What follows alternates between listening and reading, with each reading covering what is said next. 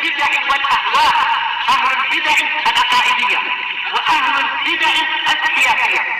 أنا أقول بيننا وبينكم السلف، بيننا وبينكم الكتب، كان فيقول البدع بيننا وبينكم. Bismillahirrahmanirrahim. Alhamdulillah hamdan katsiran thayyiban mubarakan fihi kama yuhibbu rabbuna wa yardah. Asyhadu an la ilaha illallah wahdahu la syarika lah wa asyhadu anna Muhammadan abduhu wa rasuluh sallallahu alaihi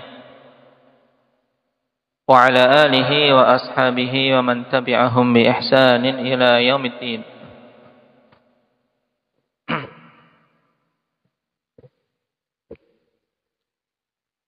Amma ba'd. Alhamdulillah, kita bersyukur pada Allah Subhanahu wa taala atas semua nikmat yang diberikan kepada kita yang zahir maupun yang batin. Dan terkhusus pada kesempatan hari ini Allah Subhanahu wa taala mudahkan bagi kita untuk bisa kembali bermajlis untuk menunaikan salah satu kewajiban dari kewajiban yang Allah Subhanahu wa taala amanahkan kepada kaum muslimin maupun muslimah, yaitu untuk mempelajari agama mereka, di mana banyak dari saudara maupun saudari kita yang memiliki penghalang untuk bisa menghadirinya, memiliki penghalang untuk bisa melangkahkan kakinya, baik itu penghalang dari dalam berupa tidak adanya raghbah, tidak adanya keinginan, tidak adanya semangat, maupun penghalang-penghalang yang dari luar berupa sakit ataupun hujan sebagaimana yang dialami oleh kebanyakan saudara-saudara kita di hari-hari ini. Dan merupakan keutamaan ketika seorang diberi taufik di mana saudara-saudaranya yang lain terluputkan darinya. Oleh karena itulah wajib atas kita semua untuk bersyukur pada Allah Subhanahu wa taala atas nikmat yang Allah Subhanahu wa taala mudahkan tersebut.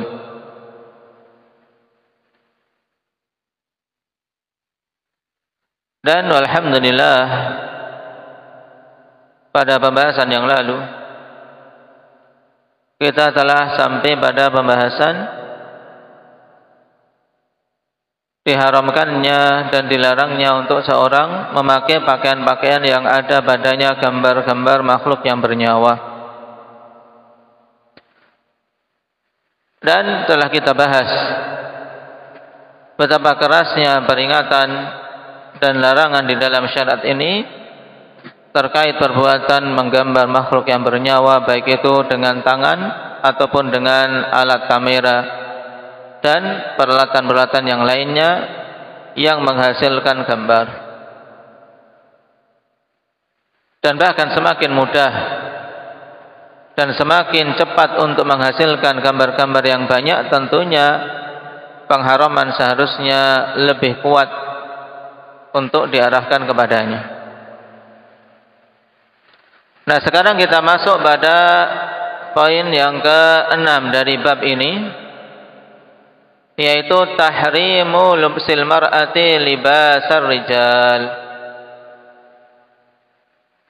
Diharamkannya seorang wanita memakai pakaian laki-laki.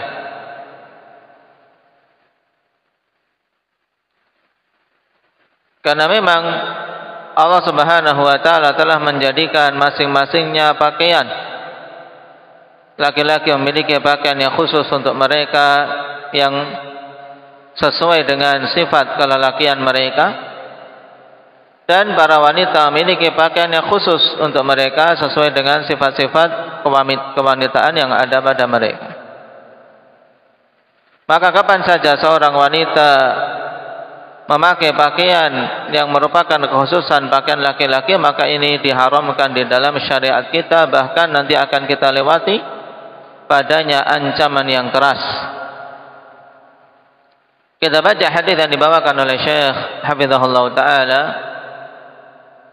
Qala an Abdullah bin Abbas radhiyallahu anhuma qala la'ana Rasulullah sallallahu alaihi wasallam al-mutasyabbihina minar rijali bin nisa wal mutasyabbihati minan nisa'i bir rijal. Rawahul Bukhari. Bab al-mutasyabbihina bin nisa'i wal mutasyabbihati bir rijal.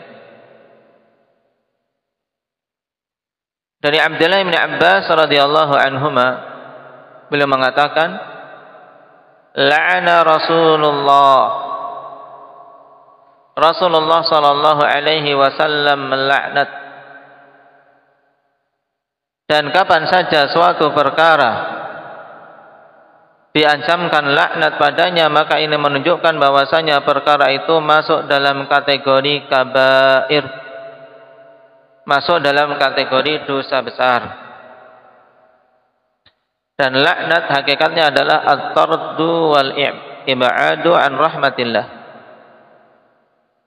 pengusiran dan penjauhan dari rahmat Allah Subhanahu wa taala.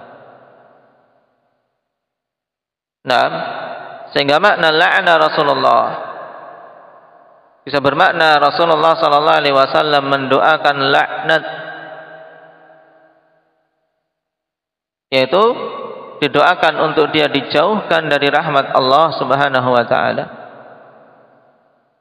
Dan juga ada kemungkinan maknanya Rasulullah sallallahu alaihi wasallam khabarkan bahwasanya orang yang akan disebutkan tadi ini memang terancam dengan laknat.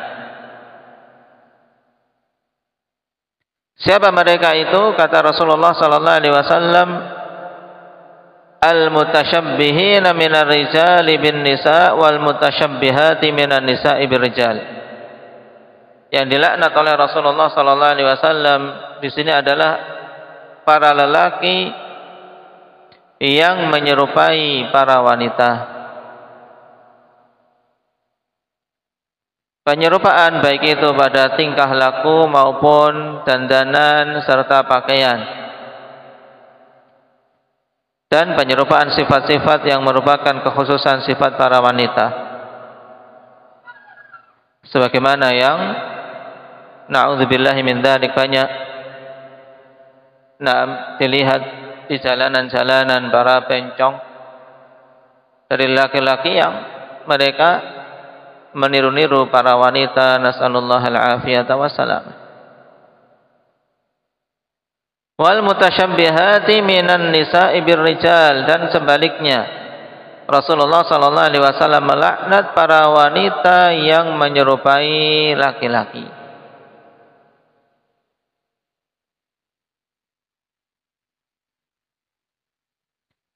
Dan Imam Bukhari rahimahullahu taala ketika meriwayatkan hadis ini membuat bab al-mutasyabbihina bin nisa'i wal mutasyabbihati bir rijal. Dalil ancaman dan peringatan bagi laki-laki yang menyerupai wanita dan sebaliknya wanita-wanita yang menyerupai laki-laki. Dikatakan oleh Syekh Muhammad ibn Abi Hamzah atau Ibn Abi Jamrah,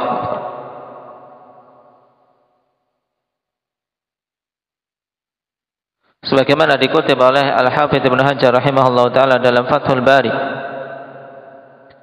zahirul lafzi az-zajru 'anit tashabbuhi fi kulli syai'.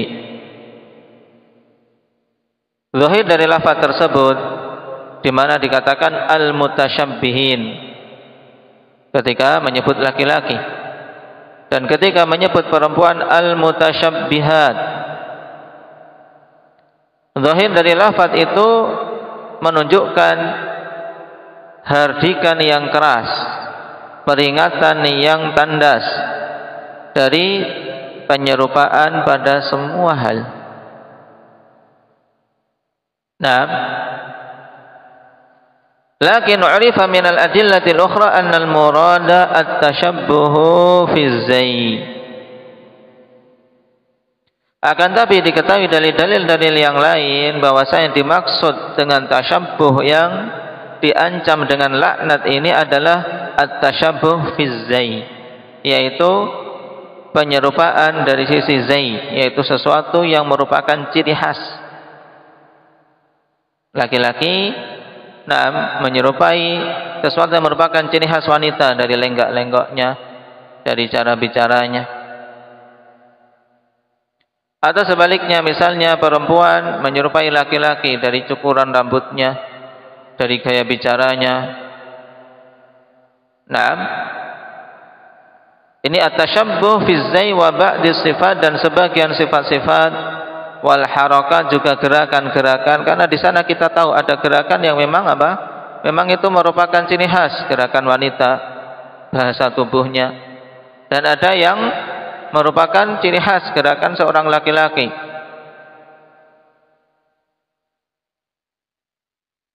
Dan yang semisalnya. Nah, ini yang dimaksud dengan tasyabbuh yang dilarang. Laki-laki dilarang tasyabbuh dengan wanita, dan sebaliknya wanita dilarang tasyabbuh dengan laki-laki pada az-zai, sesuatu yang merupakan ciri khas atau sebagian sifat-sifat yang mendasar. Dan juga gerakan-gerakan dan yang semisalnya. La tasyabbuh fi umuril khair, bukan tasyabbuh dalam perkara kebaikan. Maksudnya apa? Bukan berarti kemudian ketika para lelaki mereka diseru, dihasung untuk mempelajari ilmu, untuk mereka menjadi terdepan dalam ilmu, kemudian wanita yang ikut bersemangat untuk mempelajari ilmu dikatakan tasyabuh? Tidak. Pada perkara-perkara kebaikan yang sifatnya umum, maka tidak masuk dalam hal ini. Bahkan masing-masing diperintahkan wasari'u ila maghfiratim mir rabbikum wa jannah. Para lelaki dihasung untuk berpuasa, maka para wanita juga selama mereka jika beristri, jika memiliki suami, izin kepada suami-suaminya. Adapun yang tidak ada suami, maka perkaranya luas. Dorongan untuk berpuasa umum, bukan hanya kekhususan atau bukan hanya merupakan dorongan yang hanya diarahkan pada lelaki. Ini contoh. Dan dikatakan oleh Syekhul Islam Ibnu Taimiyah, wal mar'atu al mutasyabbihatu birrijal taktasibu min akhlaqihim. Dan wanita yang menyerupai laki-laki, dia akan mengambil dari akhlak, yaitu sifat-sifat mendasar para lelaki. Hatta yasira fiha minat tabarruji wal buruz. Perhatikan ini, penjelasan yang sangat bagus dari Syekhul Islam Ibnu Taimiyah rahimahullah. Ketika seorang wanita dia menunjukkan penyerupaan dan tasyabbuh pada hal-hal yang zahir. Yang akan kita bahas di sini terkhusus terkait masalah pakaian misalnya. Maka dia pun akan akan mengambil akhlak dan sifat para lelaki. Hatta yasira fiha minat tabarruji wal buruz, sampai jadilah pada si perempuan itu tabarruj. Dia suka untuk apa? Untuk menampilkan diri dalam keadaan berhias di hadapan manusia. Tampil di hadapan manusia untuk dilihat oleh manusia, ini kan merupakan sifat mendasar para lelaki. Karena memang mereka yang di luar, yang untuk tampil kepada manusia, muncul di hadapan manusia. Sedangkan para wanita bukan itu sifatnya.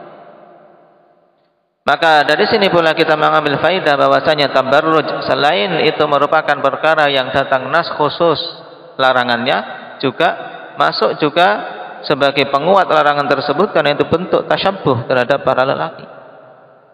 Wal buruz, menampakkan diri di hadapan para manusia tanpa memakai hijab syar'i. Datang nas khusus larangannya dan juga masuk di sini tambahan penguat bahwasanya itu merupakan bentuk tasyabbuh terhadap laki-laki. Naam. Wa musyabahatir rijal, dan penyerupaan terhadap para lelaki. Ma qad yufdi bi ba'dihinna illa an tudhira badanaha kama yuzhiruhu ar-rajul. Sampai-sampai berakibat bahwa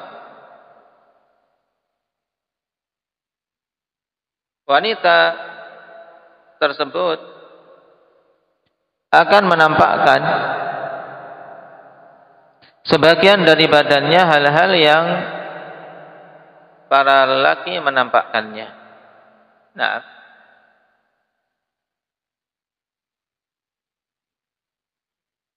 dan ini jelas sudah banyak para wanita yang demikian keadaannya, menampakkan betis bagian bawah karena izratul mu'min ila nisfi saqain, pakaian izar yaitu sarung bagi lelaki atau jubahnya atau sirwalnya itu sunahnya sampai pertengahan betis. Kemudian wanita mengangkat pakaian bawahnya sampai pertengahan betis. Ini bentuk tasyabbuh terhadap para lelaki. Wa tatlubu an ta'luwa 'ala rijali kama ya'lu rijalu 'ala nisa, sehingga sampai-sampai wanita menuntut untuk bisa lebih tinggi di atas para laki sebagaimana laki-laki tinggi di atas para wanita. Wa taf'alu minal af'ali ma yunafil haya'a, dan melakukan hal-hal yang bertentangan dengan sifat malu yang merupakan sifat mendasar yang harus ada pada setiap wanita. Naam. Maka ini sangat gamblang bahwasanya yang dimaksud dengan tasyabbuh di sini, yang pelakunya terancam dengan laknat adalah sebagaimana disebutkan tadi. Tasyabbuh fi zai wa ba'di sifat wal harakat dan yang semisalnya. Dan juga efek dari tasyabbuh tersebut, bahwasanya tasyabbuh pada hal yang sifatnya zahir berupa pakaian, sesuatu yang di luar, itu akan memberikan efek berpengaruh pada gaya, sifat dan akhlak orang tersebut. Nasallallahu al-afiyata wassalam.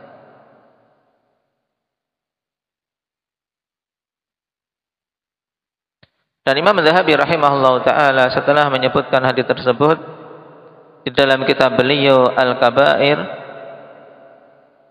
mengatakan, fa'idha labisatil mar'atu zayyar rijal faqad syabahatir rijali fi lubsihim fatalhaquha la'natullahi wa rasulih. Maka apabila seorang wanita memakai pakaian yang itu merupakan ciri khas bagi lelaki, maka sungguh dia telah menyerupai lelaki dalam pakaian mereka, sehingga dia terkena laknat Allah Subhanahu wa ta'ala dan Rasulnya. Naam. Taib. Dan laknat yang dimaksud di sini ditegaskan oleh Imam As-San'ani rahimahullah dalam Subulus Salam, Al-la'nu minhu sallallahu alaihi wasallam ala murtaqibil ma'siyati dalla ala kibariha wa huwa yahtamilul ikhbara wa yahtamilul insya.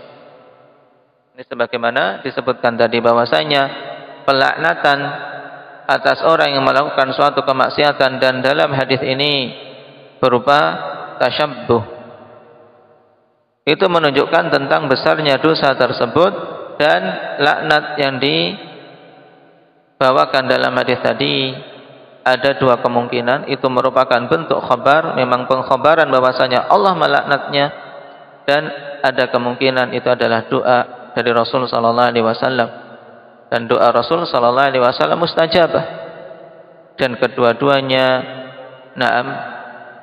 merupakan alamat kecelakaan bagi orang yang dilaknat. Taib.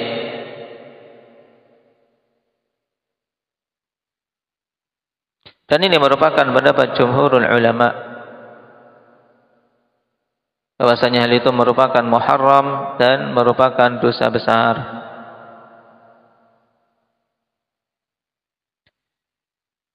Sehingga sepantasnya bagi kita semua untuk menjauhi bentuk tasyabbuh ini.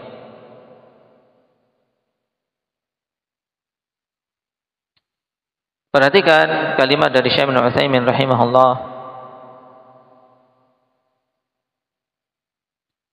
Kata beliau, wa tashabbuhul mar'ati birrajuli min kaba'iriz dzunub.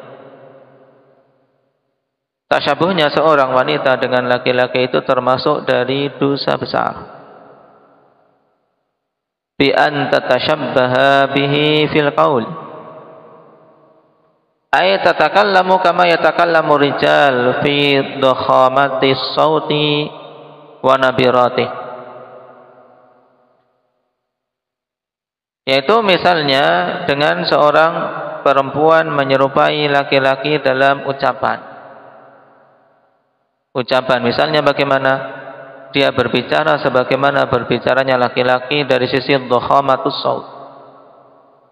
Yaitu apa? Dari sisi besarnya suara. Karena Allah Subhanahu wa taala telah ciptakan suara ini memiliki ciri khas. Orang tahu bahwasanya ketika mendengar suatu suara, oh ini suara laki-laki, ini suara perempuan.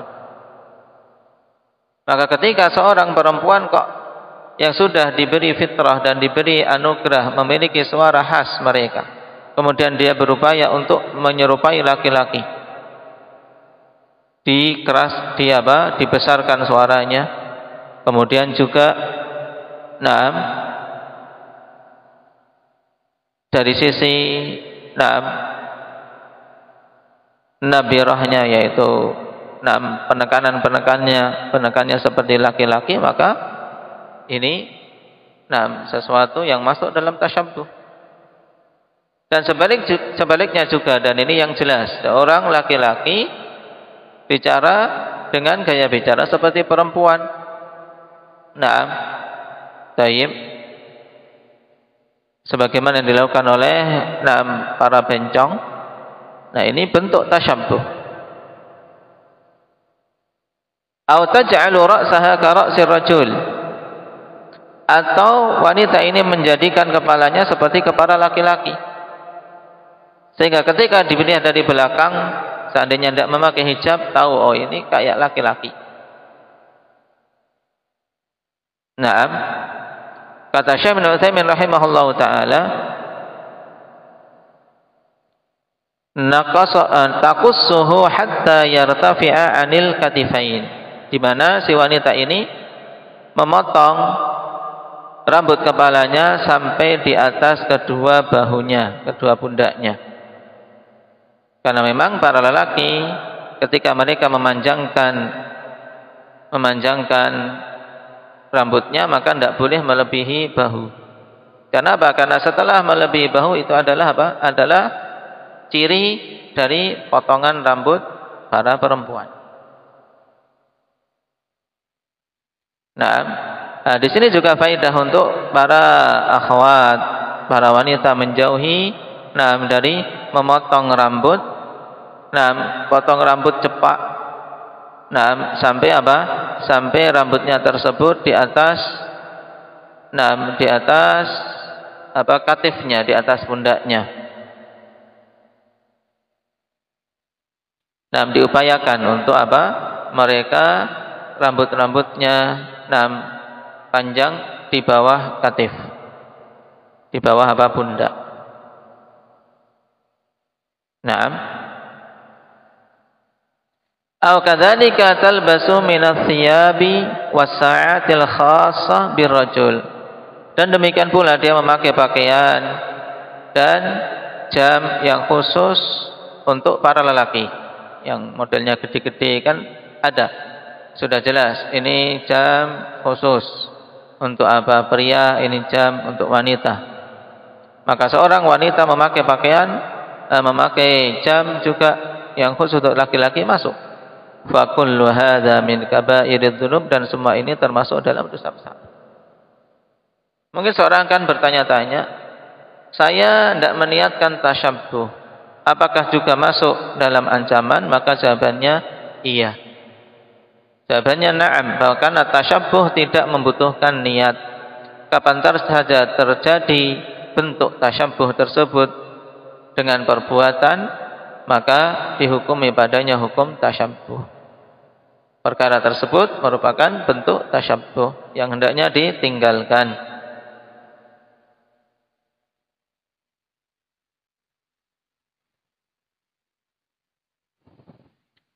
Kemudian hadis yang kedua secara tegas terkait masalah pakaian,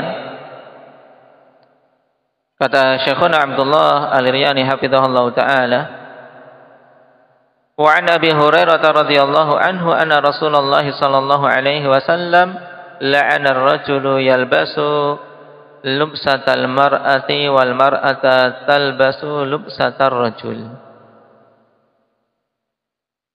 Akhrajahu Ahmad wa Abu Dawud wal hadits fi Sahihil Musnad.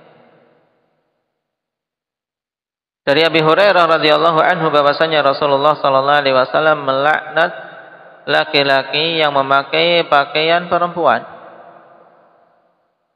dan melaknat perempuan yang memakai pakaian laki-laki. Hadis dikeluarkan oleh Imam Ahmad dan Abu Dawud serta dimasukkan dalam As-Sahihul Musnad.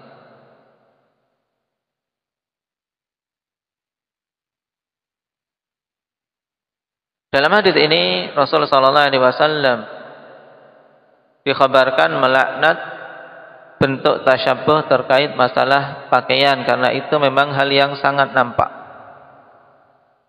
Nah, makanya seorang laki-laki memakai pakaian khusus, perempuan ini dilarang. Nah, walaupun dengan niatan untuk bercanda, ini merupakan perkara yang haram. Tidak boleh seorang bercanda dengan hal yang diharamkan. Nah, misalnya laki-laki memakai jilbab, ini perkara yang diharamkan dan terancam dengan laknat. Nah, dan ini juga yang hendaknya kita didikkan kepada anak-anak kita. Mungkin punya anak kecil laki-laki dan punya kakak-kakak perempuan. Melihat kakaknya memakai jilbab, terkadang dia ikut coba-coba pakai jilbab. Hendaknya segera diberitahu dengan cara yang baik. Karena mungkin yang demikian itu karena ketidaktahuan, namanya anak-anak ingin niru. Diberitahu bahwasanya tidak boleh laki-laki memakai pakaian perempuan. Dan juga sebaliknya, ketika anak perempuan sendiri punya saudara-saudara laki-laki, yang kecil terkadang ingin meniru mas-masnya, memakai pakaian laki-laki, maka ini juga hendaknya diberitahu, dibimbing agar meninggalkannya. Kenapa? Karena ancamannya keras. Ancamannya keras. Taib.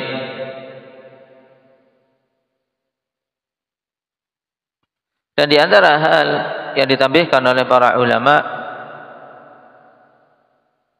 sebagaimana ditegaskan oleh Syekh Albani rahimahullahu taala dalam kitab Jilbab al-mar'atis muslimah, fathabata mimma taqaddama annahu la yajuzu lil mar'ati an yakuna zayyuha musyabihan li zayyir rajul. Maka telah tetap dari hadis-hadis yang lewat bahwasanya tidak boleh bagi wanita untuk penampilan dia menyerupai ciri khas penampilan laki-laki. Fala yahillu laha an talbasa ridaahu wa izarahu wa nahwi dzalik. Tidak boleh, tidak halal untuk seorang wanita talbasu ridaah, dia memakai sarung laki-laki atau rida, yaitu selendang bagian atas.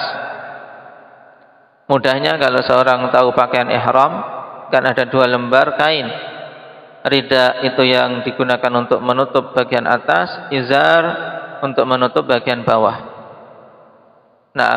Dan diketahui hal tersebut ketika telah dipakai.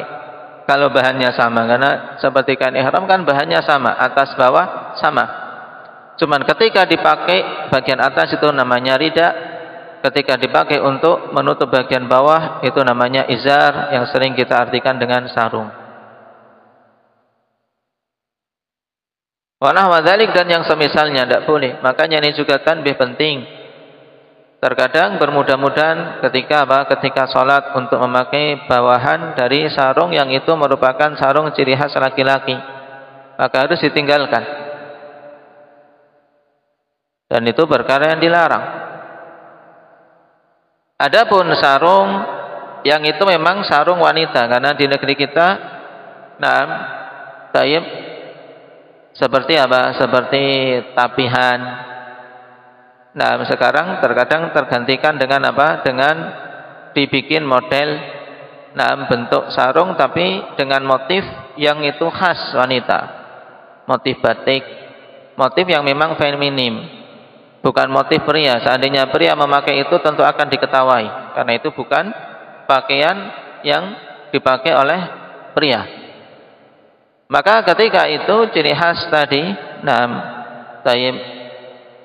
sarung yang itu khusus untuk perempuan, maka boleh-boleh saja. Karena itu memang wanita pakaian perempuan, dibikin motif batik, dibikin motif yang memang sesuai dengan sifat wanita. Itu dari sisi hukum asal boleh.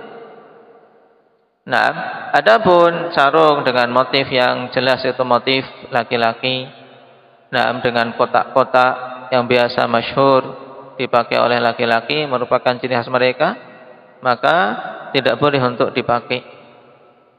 Tidak boleh dipakai oleh wanita. Walaupun untuk apa? Untuk sholat menutupi bagian bawahnya. Ini tidak boleh dipakai.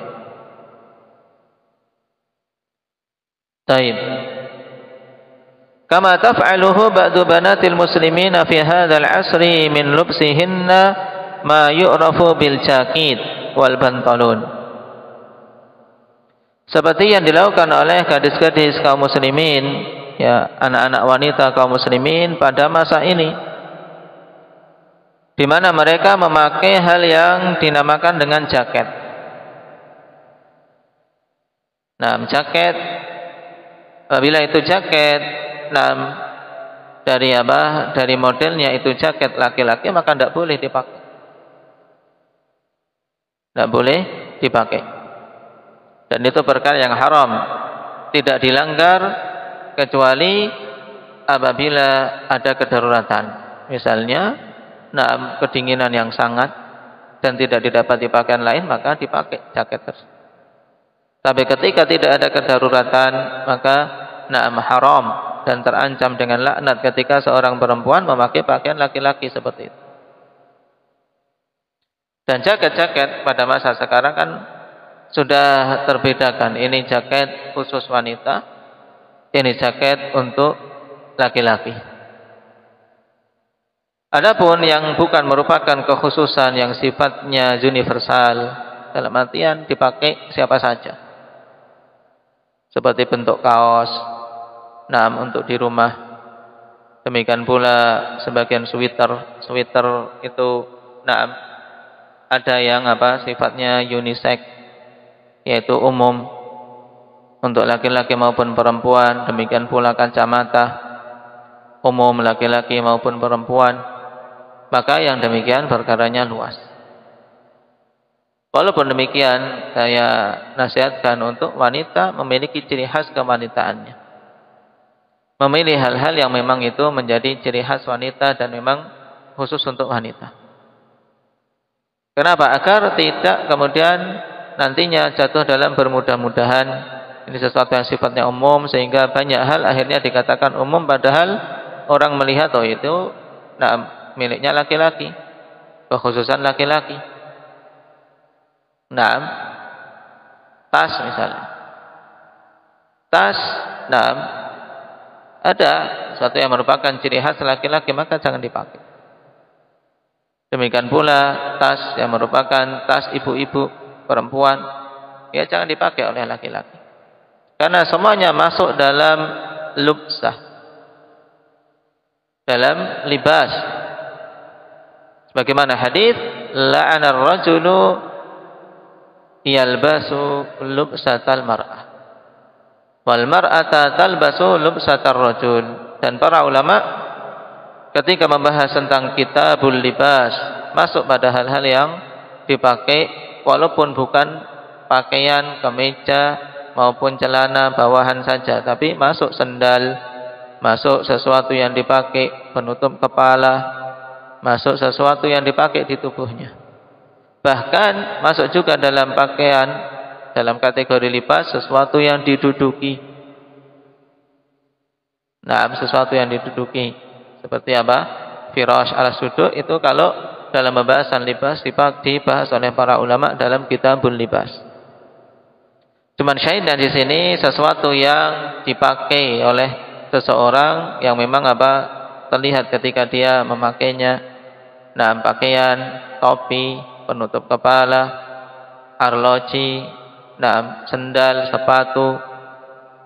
Itu masuk dalam hukum yang kita bahas. Makanya hendaknya wanita ketika memakai hal-hal tersebut, memakai hal-hal yang memang menjadi menjadi barang untuk mereka, ciri khas mereka. Itu lebih utama. Baik. Adapun sesuatu yang sifatnya umum, maka boleh saja, seperti sendal jepit, sendal swallow, itu sifatnya umum, boleh saja. Untuk dibuat laki-laki maupun perempuan, karena tidak ada kekhususan. Cuman tetap saya sarankan untuk Untuk memilih sesuatu yang memang dibuat untuk mereka, untuk para wanita.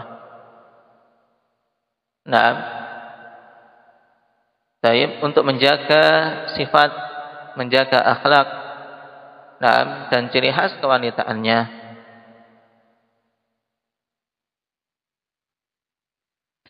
Demikian pula selain jaket, kata Imam Al-Albani, wal bantalun, ya celana-celana. Yang kita lihat untuk para laki saja celana bantalun dilarang. Kemudian hal ini diikuti oleh para wanita memakai celana-celana bantalun, nasallallahu al-afiyah. Wa in kana hadza fil waqi' astaru lahunna min thiyabihinna al-ukhra al-ajnabiyyah fa'tabiru ya ulil absar. Walaupun pada hakikatnya ini yang dipakai orang-orang awam, mereka yang pakai celana panjang bantalun masih mending, masih lebih menutupi dibandingkan memakai rok-rok mini. Cuman tetap juga dilarang. Kenapa? Karena masuk dalam bentuk tasyabbuh. Fa'tabiru ya ulil absar. Maka ambillah pelajaran wahai orang-orang memiliki mata pikiran.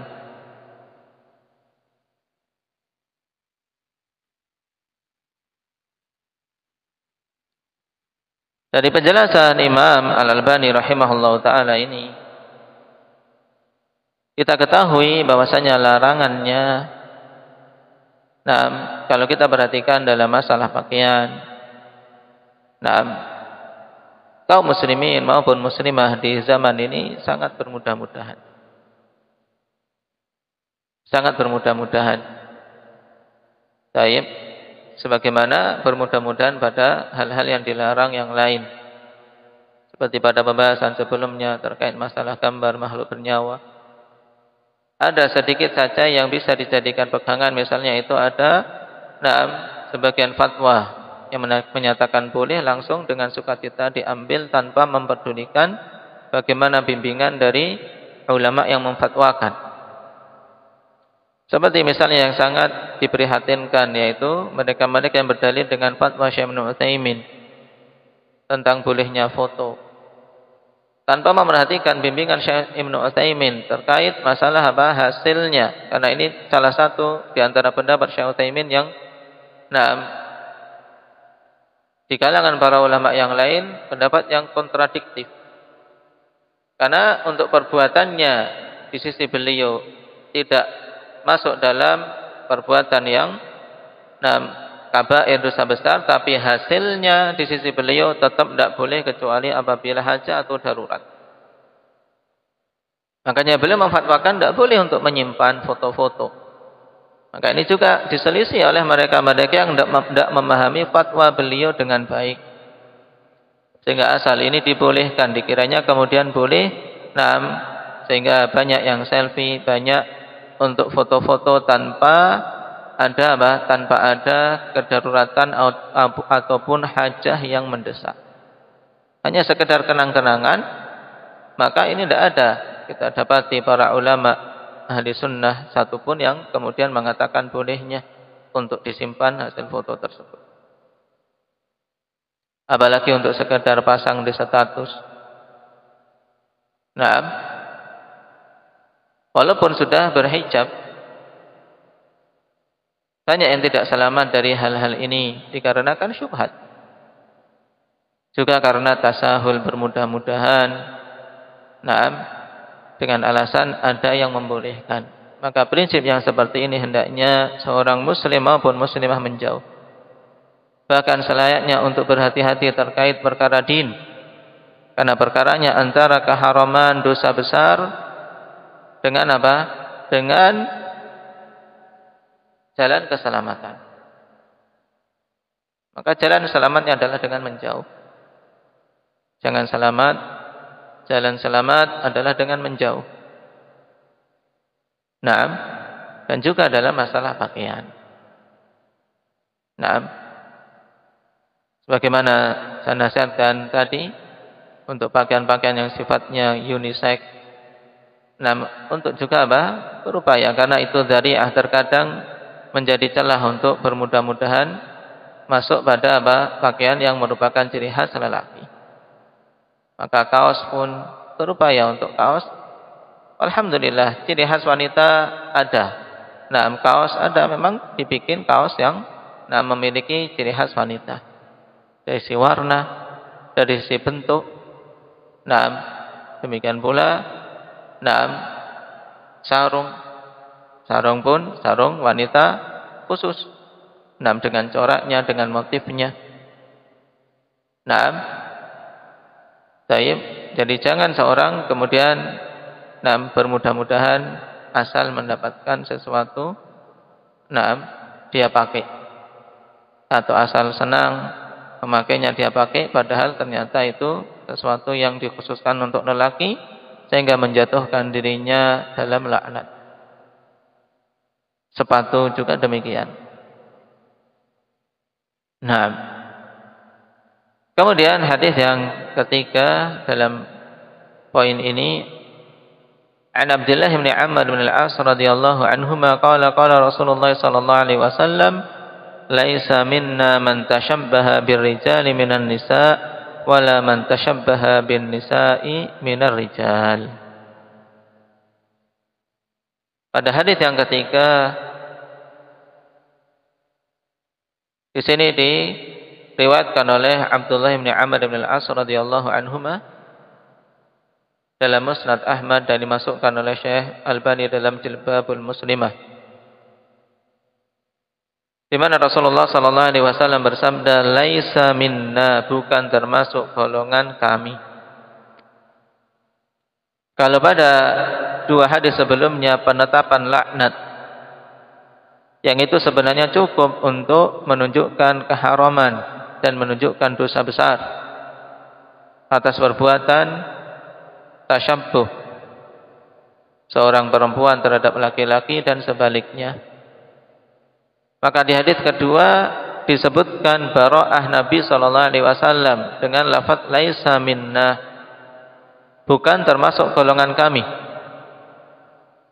Dan Syekhul Islam Ibnu Taimiyah rahimahullahu taala menegaskan di antara kriteria suatu perkara disebut dan dimasukkan dalam kabair ketika datang nas yang menunjukkan seperti ini, laisa minna, diancam dengan laknat, diancam dengan laisa minna, atau ditegakkan padanya hukum had, atau diancam secara khusus dengan neraka, maka ini merupakan bukti-bukti atau dalil-dalil bahwasanya perkara tersebut masuk dalam dosa besar, dalam kabair.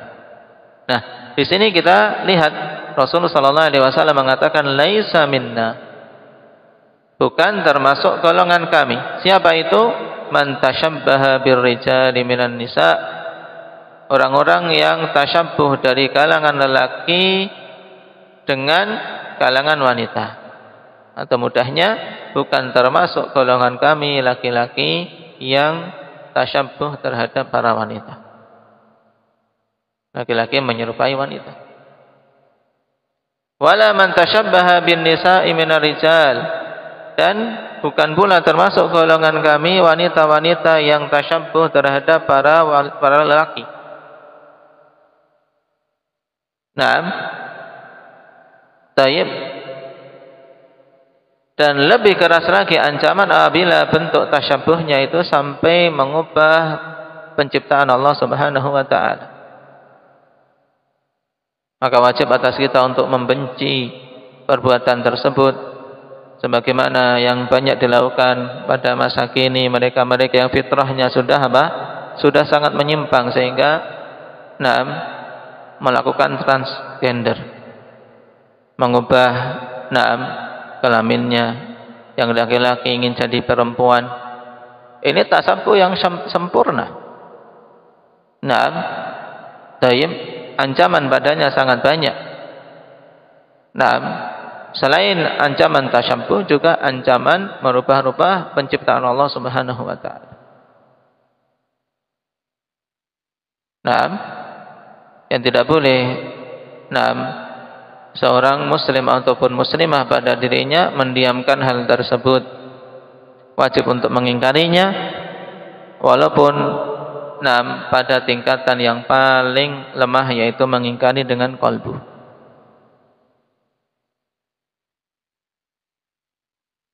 Taib.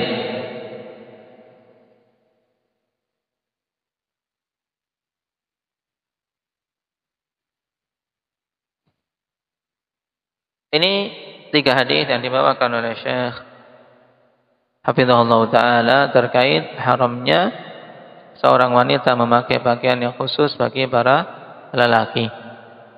Sebagaimana disebutkan tadi, hukum ini sifatnya masuk dalam kategori kabair, kategori dosa besar. Dan yang perlu dipertegas kembali bahwasanya tasyabbuh tidak disyaratkan adanya niat. Karena hal ini yang banyak tidak dipahami. Syekh Ibnu Utsaimin rahimahullah taala dalam banyak majlis mengingatkan hal tersebut, bahwasanya tasyabbuh tidak ada kaitannya dengan niat.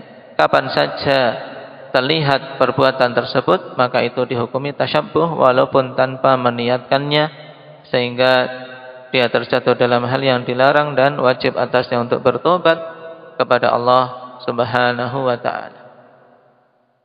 Bertobat pada Allah, menyesalinya dan berhenti darinya, serta bertekad untuk tidak mengulanginya.